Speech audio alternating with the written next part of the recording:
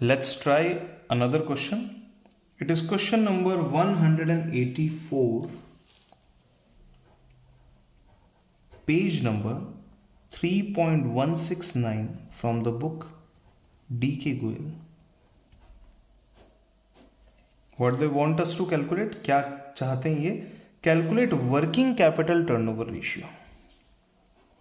Working capital turnover ratio. आइए, formula क्या बनता है? वर्किंग कैपिटल टर्नओवर रेशियो का फॉर्मूला बनता है turnover divide by working capital. अच्छा, यहां टर्नओवर के लिए मैं आपको अपनी तरफ से एक्सप्लेनेशन दे देता हूं.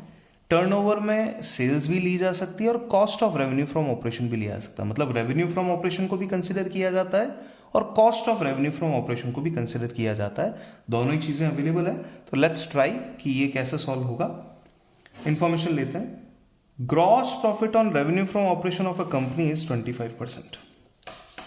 ग्रॉस प्रॉफिट रेशियो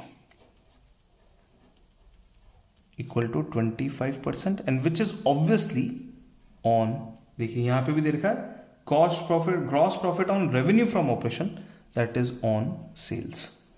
सेल्स के ऊपर आपका दे रखा है. It's gross profit is 5 lakh रुपए. ग्रॉस प्रॉफिट कितना है? 5 लाख का है. तो यहां पे मैं थोड़ा सा डिस्क्रिप्शन इसको रेफरेंस मोड में कन्वर्ट कर लेता हूं. Cost plus profit equal to sales.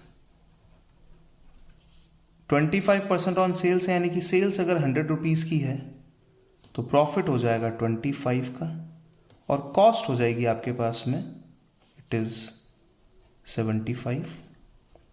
अब देखिए गिवन डेटा में प्रॉफिट कितना दे रखा है? 5 लाख का, और हमें सेल्स ढूंढनी है. तो sales equal two rupee 5 lakh. अगर अब देखिए रुपी 5 लाख अगर 25 है तो 100 की वैल्यू क्या होगी?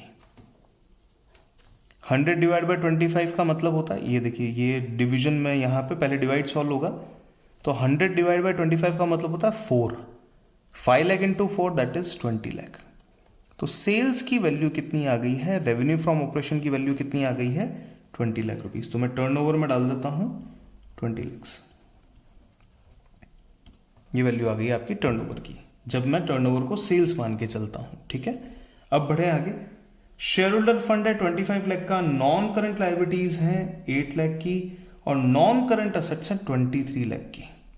ठीक है, अब यहां पे आप ध्यान दें, वर्किंग कैपिटल निकालने का जो फॉर्मूला होगा, वर्किंग कैपिटल निकालने के लिए आप कर सकते हैं ये फॉर्मूला भी use. Working capital equal to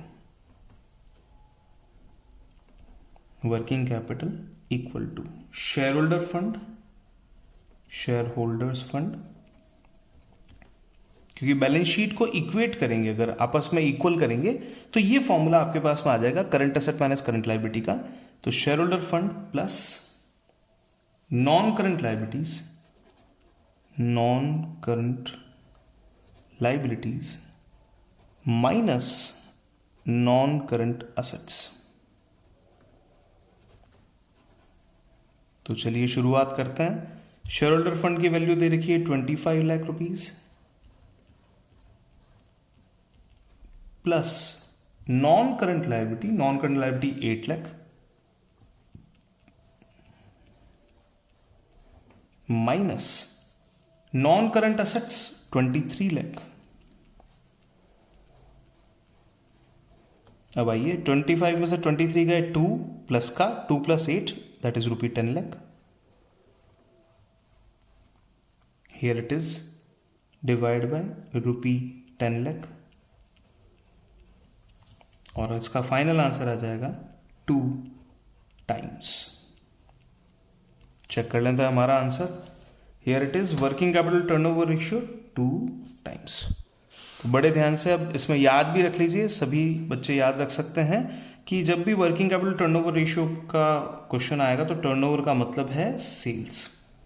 turnover का मतलब है सेल्स, सेल्स मतलब रेवेन्यू फ्रॉम ऑपरेशन। उसी से आपको इस क्वेश्चन को सॉल्व करना है ताकि आपका फाइनल आंसर मैच हो जाए।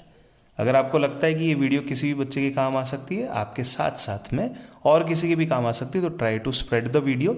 एग्जाम टाइम में किस टाइप से क्वेश्चन सॉल्व करना है ये काफ़ी इंपॉर्टेंट है। एक पर्टिकुलर टाइम पीरियड में जब आपका क्वेश्चन सॉल्व होता है तो वो जितना भी टाइम आपका बचा है वो दूसरे क्वेश्चन जो बड़े क्वेश्चन हैं वहाँ आपको हेल्प करता है, जिससे आपका स्कोर ग्रेजुअली धीरे धीरे धीरे धीरे करके बढ़ता जाता है।